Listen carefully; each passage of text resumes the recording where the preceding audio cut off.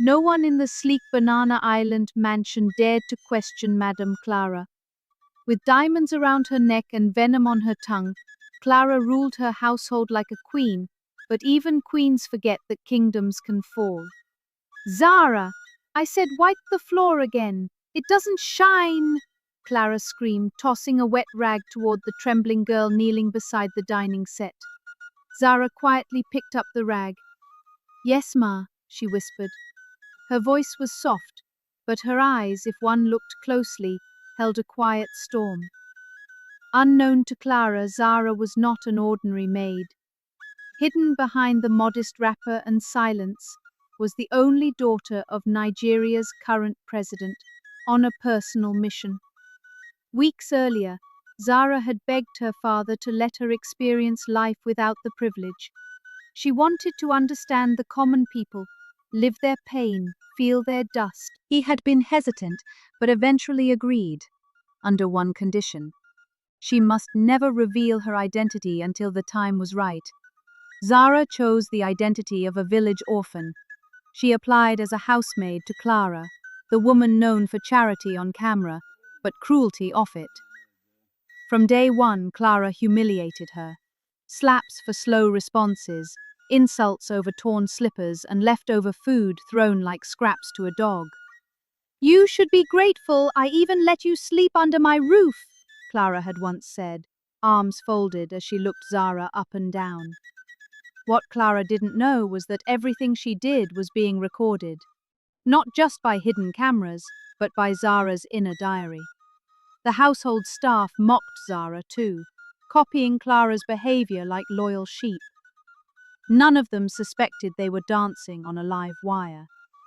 Despite the pain, Zara remained calm. She washed, swept, cooked, and endured. But every insult stitched her patience tighter, preparing her for the day of truth. Then came the day Clara hosted Lagos society's elite, a high-class birthday for herself, everyone rich, loud, and blind to humility. Zara was made to serve drinks. Don't let them smell your sweat, Clara hissed as she handed her a tray of champagne glasses. As Zara moved through the room, a security officer from the presidency suddenly entered, scanning the space. His eyes landed on her. He whispered something into a phone. Minutes later, 2 black SUVs rolled into the compound, followed by more suited men with earpieces. Clara rushed to the door in panic. What's going on? Who invited DSS here? The head officer stepped forward. We are here for Miss Zara, by order of the president. Clara blinked. Zara? My maid? For what? Her laughter cracked like glass. Then Zara stepped forward. She looked Clara in the eye and said calmly, I am Zara Ume, daughter of President Ume. Silence fell like harmattan dust across the hall. Champagne glasses froze mid-air. Even the music stopped.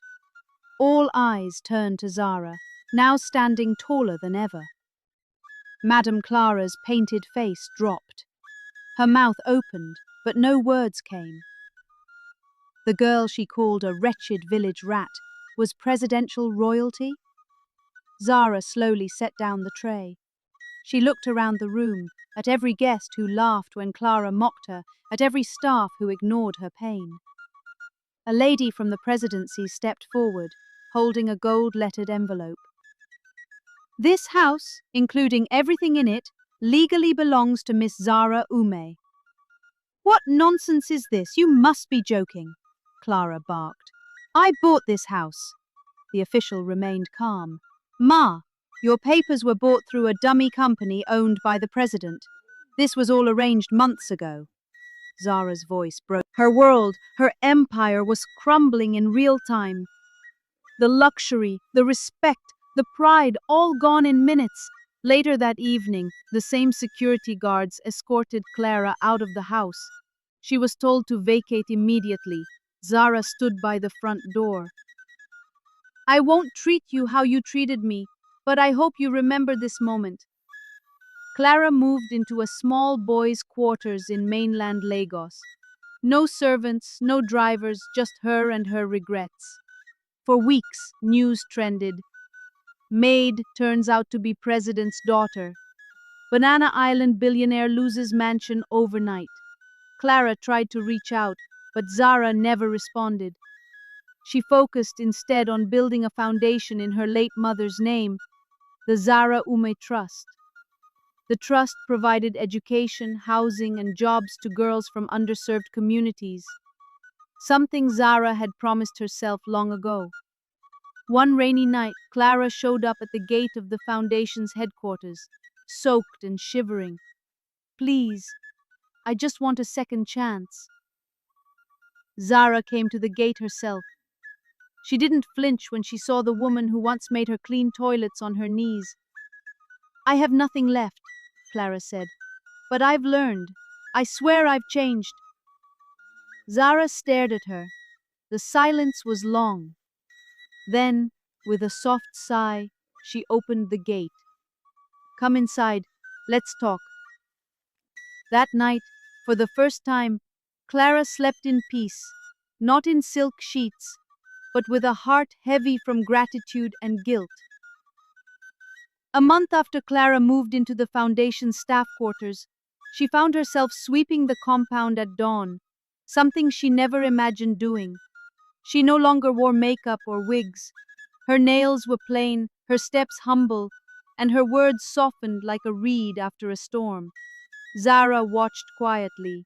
She never gloated. Her forgiveness was silent but heavy, a mirror that made Clara reflect deeply. One afternoon, Zara called Clara to her office. The atmosphere was quiet, the air between them filled with unspoken memories. "You've been consistent," Zara began. "You came with nothing, yet you've worked with dignity. That matters." Clara bowed slightly. "I don't deserve your kindness, but I've learned more in 1 month here than I did in 20 years of wealth." Zara reached into a drawer and handed Clara a file. "This is an offer letter. I'd like you to work for me, formally." Clara blinked in disbelief. "Work? For you?" "Yes. As the operations manager for the foundation." Zara smiled. "You know how to organize, to plan, to lead. Now use it to help others."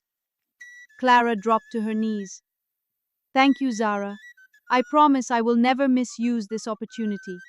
Zara helped her up. "Let's build something better, together." She believed transformations spoke louder than words. One day, a teenage girl approached Clara during a mentorship program. "Ma, I heard you used to be rich. Is it true?" Clara smiled gently. "Yes, my dear.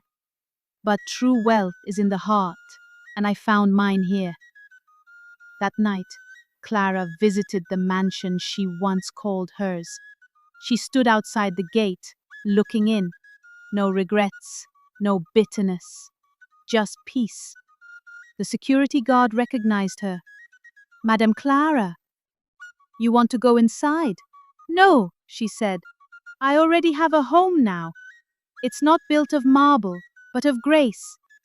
And so, the woman who once ruled with pride now led with compassion. And the maid she mistreated, she gave her purpose, not punishment. Life is full of unexpected twists. The woman they once called just a maid turned out to be the daughter of the most powerful man in the country and the owner of everything they once used to shame her. In a world where people judge others by their status, always remember, kindness costs nothing, but cruelty can cost everything. If this story touched your heart, don't forget to leave a comment and share your thoughts below. And please, subscribe to the channel for more powerful and emotional stories like this one. Hit the notification bell so you never miss an update. Your support keeps stories like this alive. Thanks for watching, and see you in the next one.